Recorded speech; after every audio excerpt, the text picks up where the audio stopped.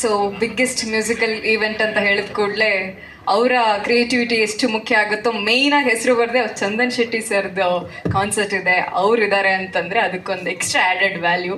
So ಅವ್ರ ಪರಿಚಯ ಆಗಕ್ಕೆ ಮೇನ್ ಕಾರಣ ಇಲ್ಲಿ ನಿಂತ್ಕೊಂಡಿದ್ದಾರೆ ನಮ್ಮ ನವರಸನ್ ಸರ್. ಸರ್ ನೀವು ಹೇಳ್ಬೇಕು ಆ್ಯಕ್ಚುಲಿ ಇವಾಗ ನಿಮ್ಮ ಹತ್ರ ಈ ಥರದ್ದು ಸುಮಾರು ಐಡಿಯಾಸ್ ಬರುತ್ತೆ, ಬಟ್ ಅದರಲ್ಲಿ ಒಂದಷ್ಟನ್ನು ಒಪ್ಕೊಳ್ತೀರಾ ಅಂದರೆ ಅದಕ್ಕೊಂದು ಮೇನ್ ಸಾಲಿಡ್ ರೀಸನ್ ಇರಬೇಕು. ಸೊ ಇದನ್ನು ಒಪ್ಕೊಳ್ಳೋಕೆ ಏನು ರೀಸನ್ ಅಂತ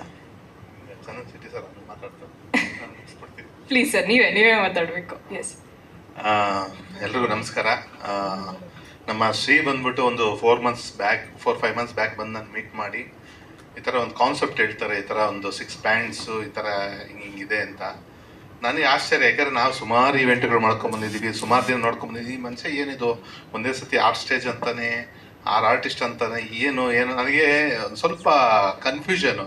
ನಾನು ಹೇಳಿದೆ ಇಲ್ಲ, ನನಗೆ ಒಂಚೂರು ಡೀಟೇಲಾಗಿ ಹೇಳಿ ಏನು ಅಂತ ಹೇಳಿದ್ರೆ ನನಗೆ ಅರ್ಥ ಆಗುತ್ತೆ ಅಂತ.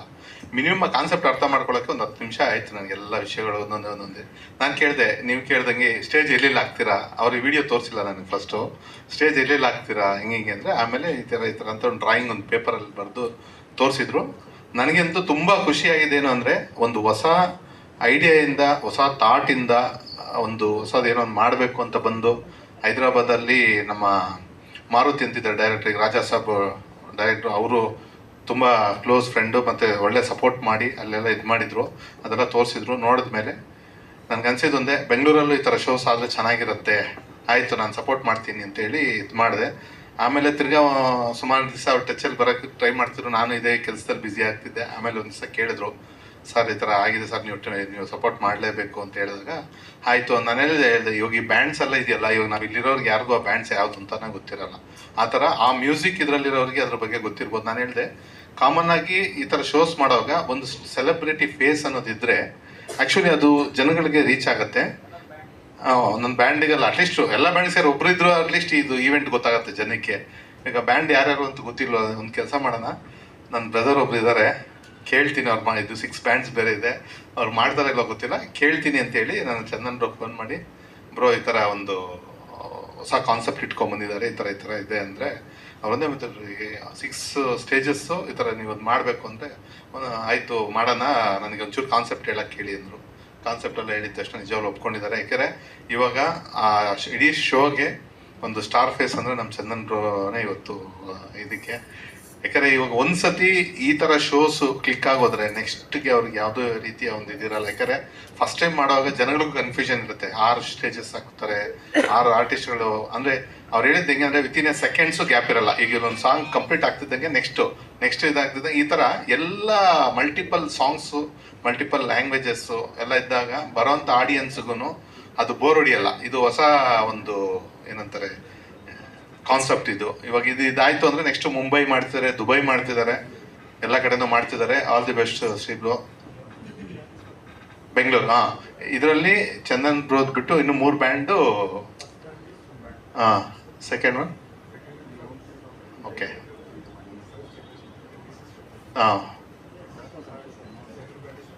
ಓಕೆ, 4 ಬ್ಯಾಂಡ್ಸ್ ಅಂದರೆ ನಮ್ಮವ್ರಿಗೆ 4 ಜನಕ್ಕೆ ಇಲ್ಲಿ ಅವಕಾಶ ಕೊಟ್ಟಿದ್ದಾರೆ ಬ್ಯಾಂಡ್ಸ್ಗೆ. ಅದಕ್ಕೆ ಏನಿಲ್ಲ, ಈ ಒಂದು ಒಳ್ಳೆ ಸಪೋರ್ಟು ನಮ್ಮ ಚಂದನ್ ಬ್ರೋ ಮಾಡಿದ್ದಾರೆ. ನಮ್ಮ ಮೀಡಿಯಾ ಮಿತ್ರರು ಕೇಳೋದು ಅಷ್ಟೇ, ಏನೋ ಒಂದು ಹೊಸ ಥಾಟು, ಹೊಸ ಐಡಿಯಾ ಇಟ್ಕೊಂಡು ಬಂದಿದ್ದಾರೆ, ಎಲ್ಲ ಸಪೋರ್ಟ್ ಮಾಡೋಣ ಅಂತೇಳಿ. ಅದಕ್ಕೆ ನಾನು ವೆಂಕಟೇಶ್ ಅಣ್ಣಂಗೆ ಹೇಳಿದೆ, ಅಣ್ಣ ಒಂದು ಪ್ರೆಸ್ ಮೀಟ್ಗೆ ಒಂದು ವ್ಯವಸ್ಥೆ ಮಾಡಿ ಅಂದರೆ ಅವ್ರು ಇಮಿಡಿಯೇಟಾಗಿ ಮಾಡಿದ್ರು. ಥ್ಯಾಂಕ್ ಯು ವೆಂಕಟೇಶ್ ಅಣ್ಣ, ಥ್ಯಾಂಕ್ ಯು ನಿಮ್ಮೆಲ್ಲರಿಗೂ ಬಂದು ಸಪೋರ್ಟ್ ಮಾಡಿದ್ದಕ್ಕೆ. Chandan bro thank you very much for accepting. ಯಾಕಂದರೆ ನೀವು ಒಂದೊಂದೇ ಶೋ ಮಾಡ್ತೀರಾ, ಬಟ್ ಇದರಲ್ಲಿ ಒಂದು ಹೊಸ ಇದಕ್ಕೆ ಸಪೋರ್ಟ್ ಮಾಡಿದ್ರೆ thank you very much. Thank you. ಲೈಫಲ್ಲಿ ಯಾವತ್ತು ಮೊದಲನೇ ಬಾರಿ ಈ ರೀತಿ ಸಪೋರ್ಟ್ ಮಾಡಿದವ್ರನ್ನ ಅವರು ಕೂಡ ಮರೆಯೋದಿಲ್ಲ. ಆಲ್ರೆಡಿ ಅವ್ರು ಹೇಳಿರೋ ಹಾಗೆ ನಿಮ್ಮದೇ ಒಂದು ಮ್ಯೂಸಿಕ್ ಕಾನ್ಸರ್ಟ್ ಮಾಡುವಂಥ ನೀವು 6 ಬ್ಯಾಂಡ್ ಇದೆ ಅಂತಂದ್ರೂ ಪರವಾಗಿಲ್ಲ ನಾನು ಮಾಡ್ತೀನಿ ಅನ್ನೋ ಆ ಮೈಂಡ್ ಸೆಟ್, ಆ ಸಪೋರ್ಟ್ ಇದೆಯಲ್ಲ, ಅದಕ್ಕೆ first of all thank you so much. So ಅದೇ ನಿಮ್ಗೆ ಯಾಕೆ ಇದನ್ನು ಒಪ್ಕೊಳ್ಬೇಕು ಅಂತ ಅನಿಸ್ತು, ವಾಟ್ಸ್ ದ ರೀಸನ್, ನಿಮ್ಗೆ ಅನಿಸಿದ್ದು ಯಾಕೆ ಅಂತ? ನಮ್ಗೆ ಹೊರಗಡೆಯಿಂದ ಈಗ ಅನಿಸುತ್ತೆ, ಬಟ್ ನಿಮಗೆ. ಎಲ್ಲರಿಗೂ ನಮಸ್ಕಾರ. ನನ್ನ ಪ್ರೀತಿಯ ಮಾಧ್ಯಮ ಮಿತ್ರರಿಗೆ ಹಾಗೆ ಯೂಟ್ಯೂಬರ್ಸ್ಗಳಿಗೆ ನಿಮ್ಮ ಚಂದನ್ ಶೆಟ್ಟಿ ಮಾಡುವ ನಮಸ್ಕಾರ. ಜಾಮ್ ಜಂಕ್ಷನ್ ಅನ್ನೋ ಒಂದು ಕಾನ್ಸೆಪ್ಟ್ ಏನಿದೆ, ಒಂಥರ ಇವ್ರು ಕಾಪಿರೈಟ್ ತೊಗೊಂಡಂಗೆ ಇವಾಗ ಜಸ್ಟ್ ಲೈಕ್ ಒಂದು ಬಿಗ್ ಬಾಸ್ ಅನ್ನೋ ಒಂದು ಶೋ, ಅದು ಒಂದು ಕಾಪಿರೈಟ್ ಇದೆ, ಆ ಶೋದು ಒಂದು ಫಾರ್ಮ್ಯಾಟ್ ಇದೆ, ಈ ರೀತಿಯಾಗಿರುತ್ತೆ. ಮನೆಗೆ ಒಂದು 17 ಜನ ಒಳಗಡೆ ಹೋಗ್ತಾರೆ, ಆಮೇಲೆ 100 ದಿವಸ ಮನೆ ಒಳಗಡೆ ಆಟ ಆಡ್ತಾರೆ, ಹೊರಗಡೆ ಬರ್ತಾರೆ. ಇದೇನು ಇದೊಂದು ಫಾರ್ಮ್ಯಾಟ್ ಇದೆ, ಅದೇ ಥರ ಜಾಮ್ ಜಂಕ್ಷನ್ ಅನ್ನೋದೊಂದು ಫಾರ್ಮ್ಯಾಟ್ ಮಾಡ್ಕೊಂಡಿದ್ದಾರೆ ಇವರು. ಈಗ ಆಲ್ರೆಡಿ ಹೈದರಾಬಾದಲ್ಲಿ 2 ಶೋ ಮಾಡಿದ್ದಾರೆ, ಇವಾಗ ಬೆಂಗಳೂರಿನಲ್ಲಿ 3ನೇ ಪ್ರೊಡಕ್ಷನ್ ನಡೀತಾ ಇದೆ. ಸೊ ಸೇಮ್ ಫಾರ್ಮ್ಯಾಟ್, ಅಂದರೆ ಇವ್ರದ್ದು ಫಾರ್ಮ್ಯಾಟ್ ಇಷ್ಟೇ, 6 ಸ್ಟೇಜ್ಗಳು, 6 ಜನ, 6 ಬ್ಯಾಂಡ್ ಅಥವಾ 6 ಆರ್ಟಿಸ್ಟ್ಗಳು, ಸೊ 6 ರೌಂಡ್ಗಳು. ಸೊ ಇದು ಇವರ ಒಂದು ಫಾರ್ಮ್ಯಾಟ್ ಆಗಿದೆ. ಈ ಕಾನ್ಸೆಪ್ಟ್ ನಾನು ಯಾಕೆ ಒಪ್ಕೊಂಡೆ ಅಂತ ಹೇಳಿದ್ರೆ, ಹೊಸ ಪ್ರಯತ್ನಗಳಿಗೆ ನಾನು ಯಾವತ್ತೂ ಸಪೋರ್ಟ್ ಮಾಡ್ತಾ ಇರ್ತೀನಿ. ಅದು ಹೊರ ರಾಜ್ಯದಿಂದ ಬಂದು ನಮ್ಮ ಬೆಂಗಳೂರಿನಲ್ಲಿ ಇಂಥದ್ದೊಂದು ದೊಡ್ಡ ಪ್ರೊಡಕ್ಷನ್ ಮಾಡ್ತಾ ಇದ್ದಾರೆ ಅಂತಂದರೆ ನಮಗೂ ಹೆಮ್ಮೆಯಾದ ವಿಚಾರ. ಅದ್ರ ಜೊತೆಗೆ ನಮ್ಮ ಲೋಕಲ್ ಕನ್ನಡ ಬ್ಯಾಂಡ್ಗಳು, ನಮ್ಮ ಕನ್ನಡದ ಆರ್ಟಿಸ್ಟ್ಗಳನ್ನ ಅವರು ಪ್ರೋತ್ಸಾಹ ಮಾಡ್ತಿದ್ದಾರೆ. ಆ್ಯಂಡ್ ಇಲ್ಲಿ ಒಂದು ಹೊಸ ಪ್ರಯತ್ನ ನಡೀತಾ ಇದೆ. ಆ್ಯಂಡ್ ಈ ರೀತಿಯಾದ ಪ್ರಯತ್ನಗಳು ಜಾಸ್ತಿ ನಡಿಬೇಕು. ಯಾಕಂದರೆ ಎಂಟರ್ಟೈನ್ಮೆಂಟ್ ಫೀಲ್ಡ್ ಇವಾಗ ನೀವೇ ನೋಡ್ತಾ ಇದ್ದೀರಾ, ಒಂದು ಥಿಯೇಟರ್ ಇರುತ್ತೆ, ಇಲ್ಲ ಅಂತ ಹೇಳಿದ್ರೆ ಕಾನ್ಸರ್ಟ್ಗಳಿರುತ್ತೆ, ಮ್ಯೂಸಿಕ್ ಕಾನ್ಸರ್ಟ್ಗಳು. ಸೊ ಆ ಕಾನ್ಸರ್ಟಲ್ಲಿ ಏನೋ ಒಂದು ವಿಭಿನ್ನವಾದ ಪ್ರಯತ್ನ ಮಾಡಬೇಕು. 6 ಸ್ಟೇಜ್ಗಳಾಗ್ತಾ ಇದ್ದಾರೆ. ಒಂದು ಸ್ಟೇಜಲ್ಲೇ ನಾವು ಒಂದು ಪ್ರೊಡಕ್ಷನ್ ಮಾಡ್ತೀವಿ ಅಂತ ಹೇಳಿದ್ರೆ ತುಂಬ ಕಾಸ್ಟ್ ಬರುತ್ತೆ ಅದಕ್ಕೆ. ಸೊ ಇವರು ಧೈರ್ಯ ಮಾಡಿ 6 ಸ್ಟೇಜ್ನ ಆಗ್ತಾ ಇದ್ದಾರೆ. 6 ಸೆಟಪ್ ಇರುತ್ತೆ. ಸೊ ಇವಾಗ ಹೆಂಗೆ ಈ ಸ್ಟೇಜಲ್ಲಿ ಒಂದು ಸೆಟಪ್ ಇದೆ, ಇದೇ ರೀತಿ 6 ಸೆಟಪ್ ಇರುತ್ತೆ. 6 ಸ್ಟೇಜಲ್ಲೂ 6 ಬ್ಯಾಂಡ್ಗಳಿರ್ತಾರೆ. ಸೊ 1 by 1 ಒಬ್ಬೊಬ್ರು ಪರ್ಫಾರ್ಮ್ ಮಾಡ್ತಾ ಹೋಗ್ತಾರೆ. ಜನಗಳಿಗೆ ಇದೊಂಥರ ಕಣ್ಣಿಗೆ ಮತ್ತು ಕಿವಿಗೆ ಒಂದು ಹಬ್ಬ ಥರ ಇದು. ಆ್ಯಂಡ್ ನಾನ್ ಸ್ಟಾಪ್ ಮ್ಯೂಸಿಕ್ ಇರುತ್ತೆ. ಅವ್ರು ಹೇಳ್ದಂಗೆ 6 hours ಆಫ್ ಮ್ಯೂಸಿಕ್, ಅಂದರೆ ಏನು ಇವಾಗ ಇವ್ರು ಹೇಳ್ದಂಗೆ 800-900 ರೂಪಾಯಿ ಕೊಟ್ಟು ಟಿಕೆಟ್ ತೊಗೊಂಡು ಬರ್ತಾರೆ. 900 ರೂಪಾಯಿ, 800-900 ರೂಪಾಯಿಗೂ ಅವ್ರಿಗೆ ವರ್ತ್ ಅಂತ ಅನ್ಸ್ಬೇಕು. ಯಾಕಂದ್ರೆ ಅಷ್ಟು ದೊಡ್ಡ ಪ್ರೊಡಕ್ಷನ್ ಇರುತ್ತೆ, ಕೋಟ್ಯಾಂತರ ರೂಪಾಯಿ ಇನ್ವೆಸ್ಟ್ ಮಾಡಿರ್ತಾರೆ. ಜನಗಳು ಒಂದು 800 ರೂಪಾಯಿ, ಅದು ಮಿನಿಮಮ್ ಟಿಕೆಟ್ ಪ್ರೈಸ್, ಅದು ಅವ್ರು ಇಟ್ಟಿರೋದು. ಅವ್ರಿಗೆ ಗೊತ್ತಿಲ್ಲ ಅದ್ರಲ್ಲಿ ಅವ್ರು ಲಾಭ ಮಾಡ್ತಾರೋ ಏನೋ ಅಂತ ನನಗಂತೂ ಐ ಡೋಂಟ್ ನೋ. ಯಾಕಂದ್ರೆ ತುಂಬಾ ದೊಡ್ಡ ಪ್ರೊಡಕ್ಷನ್ ಇದು. ಬಟ್ ಅವ್ರ ಪ್ರಯತ್ನ ಏನಿದೆ, ಅವ್ರದ್ದೊಂದು ಬ್ರ್ಯಾಂಡ್ನ ಬಿಲ್ಡ್ ಮಾಡಬೇಕು ಅಂತ ಅವ್ರು ಮಾಡ್ತಾ ಇದ್ದಾರೆ. ಅದಕ್ಕೆ ಇನ್ವೆಸ್ಟ್ಮೆಂಟ್ ಮಾಡ್ತಾ ಇದ್ದಾರೆ. ಇವಾಗ ಅವರು ಇದರಿಂದ ಲಾಭ ಮಾಡಬೇಕು ಅನ್ನೋದಕ್ಕಿಂತ ಇಂಥದೊಂದು ಪ್ರೊಡಕ್ಷನ್ ನಡೀತಾ ಇದೆ, ಜಾಮ್ ಜಂಕ್ಷನ್ ಅನ್ನೋ ಒಂದು ಶೋ ಬಂದ್ರೆ ಈ ರೀತಿ ಇರುತ್ತೆ ಅನ್ನೋದೊಂದನ್ನ ಜನಗಳ ಮೈಂಡಿಗೆ ಅದನ್ನ ಕೊಡಬೇಕು ಅನ್ನೋ ಒಂದು ಆಶಯ ಇಟ್ಕೊಂಡಿದ್ದಾರೆ. ಸೊ ಈ ಒಂದು ಕಾನ್ಸೆಪ್ಟ್ನ ನನಗೆ ಎಕ್ಸ್ಪ್ಲೈನ್ ಮಾಡಿದಾಗ ಫಸ್ಟ್ ನಾನೇ ಕನ್ಫ್ಯೂಸ್ ಆದ. 6 ಸ್ಟೇಜ್ನ ಹೆಂಗೆ ಹಾಕ್ತೀರಾ, ಅಷ್ಟು ದೊಡ್ಡ ಪ್ರೊಡಕ್ಷನ್ ಹೆಂಗೆ ಮ್ಯಾನೇಜ್ ಮಾಡ್ತೀರಾ ಅಂದಾಗ ಅವ್ರು ಹೇಳ್ತಾರೆ, 8 ವರ್ಷದಿಂದ ಈ ಒಂದು ಕಾನ್ಸೆಪ್ಟ್ನ ನಾವು ಮಾಡಬೇಕು ಅಂತ ತುಂಬ ಬ್ಯಾಕ್ಗ್ರೌಂಡ್ ವರ್ಕ್ ಮಾಡಿ ಅದಕ್ಕೋಸ್ಕರ ತುಂಬ ಪ್ರಯತ್ನ ಪಟ್ಟಿದ್ದಾರೆ. ಸೊ ಅದನ್ನ 2 ಸಲ ಸಕ್ಸಸ್ಫುಲ್ ಆಗಿ ನಿಭಾಯಿಸಿದ್ದಾರೆ. ಈಗ ಬೆಂಗಳೂರಿನಲ್ಲಿ ಕೂಡ ಸಕ್ಸಸ್ಫುಲ್ ಆಗಿ ಮಾಡಬೇಕು ಅಂತ ಬಂದಿದ್ದಾರೆ. ಕನ್ನಡನ ಮೇನ್ ಒಬ್ಬ ಕನ್ನಡ ಆರ್ಟಿಸ್ಟ್, ಕನ್ನಡ ಇಂಡಿಪೆಂಡೆಂಟ್ ಆರ್ಟಿಸ್ಟ್ಗೆ ಪ್ರಾಮುಖ್ಯತೆ ಕೊಟ್ಟು ಅದ್ರ ಜೊತೆಗೆ ತೆಲುಗು ಹಾಗೂ ಹಿಂದಿ ಕೂಡ ಈ ಒಂದು ಕಾನ್ಸರ್ಟ್ ಅಲ್ಲಿ ಸಿಗುತ್ತೆ. So multi language, Kannada, Telugu, Hindi 3 ಭಾಷೆಯ ಹಾಡುಗಳನ್ನ ಕೂಡ ಕೇಳುವ ಒಂದು ಅವಕಾಶ ಈ ಒಂದು ಕಾನ್ಸರ್ಟ್ ಅಲ್ಲಿ ಸಿಗುತ್ತೆ. ಪೈಸಾ ವಸೂಲ್ ಕಾನ್ಸರ್ಟ್ ಆಗಿರುತ್ತೆ. ಶ್ರೀ ಮತ್ತೆ ಸೌಮ್ಯ ಅವರು,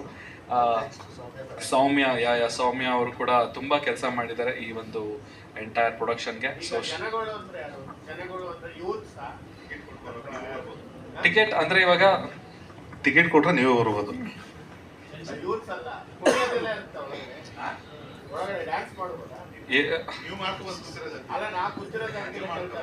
ಸರ್ ಡ್ಯಾನ್ಸ್ ಮತ್ತೆ ಮ್ಯೂಸಿಕ್ ಕಾನ್ಸರ್ಟ್ ಅಂದ್ಮೇಲೆ ಡ್ಯಾನ್ಸ್ ಕಂಪಲ್ಸರಿ ಮಾಡ್ಲೇಬೇಕು. ಡ್ಯಾನ್ಸ್ ಮಾಡಿ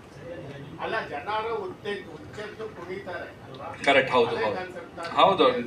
ಮೇನ್ ಜನಕ್ಕೆ ಎಂಟರ್ಟೈನ್ಮೆಂಟ್ ಕೊಡುವಂತ ಒಂದು ಕಾನ್ಸೆಪ್ಟ್. ಹೌದು.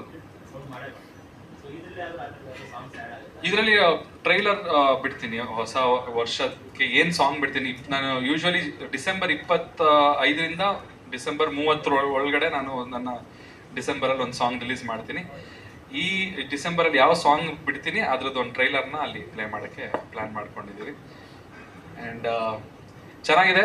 ಹೊಸ ಕಾನ್ಸೆಪ್ಟ್, ತುಂಬಾ ಬ್ರೈನ್ ಬೇಕು ಈ ಕಾನ್ಸೆಪ್ಟ್ ಮಾಡಬೇಕು ಅಂತ ಹೇಳಿದ್ರೆ. ತುಂಬಾ ಕೋಆರ್ಡಿನೇಷನ್ ಬೇಕು, ಮೇನ್ ಆಗಿ ತುಂಬಾ ಕೋಆರ್ಡಿನೇಷನ್ ಬೇಕು. 6 ಜನ ಬ್ಯಾಂಡ್ ಅವರು ಕೋಆರ್ಡಿನೇಷನ್ ಇರಬೇಕು. ಯಾವ ಸಾಂಗ್ ಆದ್ಮೇಲೆ ಯಾವ ಸಾಂಗ್ ಹಾಡಬೇಕು, ಯಾವ ಸ್ಟೇಜಲ್ಲಿ ಲೈಟ್ ಆನ್ ಆಗುತ್ತೆ. ಸೊ ಅದೇ ಒಂದು ಕಾನ್ಸೆಪ್ಟ್.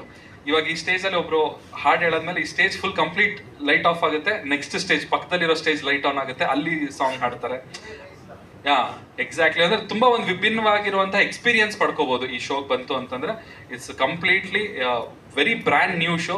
ನಾನು ನಮ್ಮ ಬೆಂಗಳೂರಿನ ಜನತೆಗೆ ನಾನು ರಿಕ್ವೆಸ್ಟ್ ಮಾಡೋದಿಷ್ಟೇನೆ, ಇಂಥ ಒಂದು ಪ್ರೊಡಕ್ಷನ್, ದೊಡ್ಡ ಪ್ರೊಡಕ್ಷನ್ ಬಂದಾಗ ಇಂಥ ಒಂದು ಶೋಗಳನ್ನ ಮಿಸ್ ಮಾಡ್ಕೋಬಾರ್ದು. ದಯವಿಟ್ಟು ಶೋಗೆ ಬನ್ನಿ, ನಿಮಗೆ 100% ಎಂಟರ್ಟೈನ್ಮೆಂಟ್ ಇಲ್ಲಿ ನಿಮಗೆ ಸಿಗುತ್ತೆ. ಎಲ್ಲರೂ ಸೇರಿ ಮಜಾ ಮಾಡೋಣ, ಡ್ಯಾನ್ಸ್ ಮಾಡೋಣ, ಪಾರ್ಟಿ ಮಾಡೋಣ.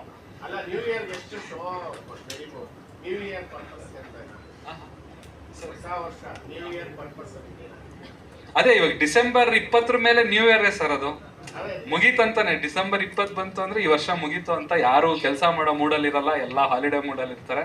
ಸೊ ಅದೇ ಒಂದು, ಅದು ಶನಿವಾರ ಬರುತ್ತೆ, ಡಿಸೆಂಬರ್ 20 ಬಂದು ಸ್ಯಾಟರ್ಡೆ ಬರುತ್ತೆ. ಸೊ ಆ ಸ್ಯಾಟರ್ಡೆ, ಅದ್ರ next Saturday year 2025 close. So ಹಾಗಾಗಿ ನನಗೆ 1 hour ಕೊಟ್ಟಿದ್ದಾರೆ slot. I will be performing more than 14-15 songs. ನನ್ನ ಎಲ್ಲ ಟಾಪ್ ಹಿಟ್ ಸಾಂಗ್ಸ್ಗಳನ್ನೆಲ್ಲ ಪರ್ಫಾರ್ಮ್ ಮಾಡ್ತೀನಿ. ಆಮೇಲೆ ಭಾರತೀಯ ಸಿಟಿ ಮಾಲ್, ಭಾರತೀಯ ಮಾಲ್ ಆಫ್ ಬೆಂಗಳೂರು ಲೊಕೇಶನ್ ಇದು. And tickets book my show ಅಲ್ಲಿ ಅವೈಲೇಬಲ್ ಆಗಿದೆ. ಡಿಸ್ಟ್ರಿಕ್ಟ್ ಓಕೆ, ಟಿಕೆಟ್ಸ್ ಬಂದ್ಬಿಟ್ಟು ಡಿಸ್ಟ್ರಿಕ್ಟ್ ಬೈ ಝೊಮ್ಯಾಟೋದಲ್ಲಿ ಟಿಕೆಟ್ಸ್ ಅವೈಲೇಬಲ್ ಇದೆ. ಆ್ಯಂಡ್ ಮೀಡಿಯಾ ಪಾರ್ಟ್ನರ್ ಮತ್ತು ರೇಡಿಯೋ ಪಾರ್ಟ್ನರ್ ರೆಡ್ FM ಅವರು ನಮ್ಮ ಜೊತೆ ಕೈ ಜೋಡಿಸಿದ್ದಾರೆ. ಆ್ಯಂಡ್ ಮಿಕ್ಕಿದ್ದು ನೆಕ್ಸ್ಟ್ ರಿವೀಲ್ ಮಾಡ್ತೀವಿ. ಆ್ಯಂಡ್ ದಯವಿಟ್ಟು ಈ ಶೋಗೆ ಎನ್ಕರೇಜ್ ಮಾಡಿ, ಎಲ್ಲರೂ ಬಂದು ಶೋನ ಎಂಜಾಯ್ ಮಾಡಿ. Thank you.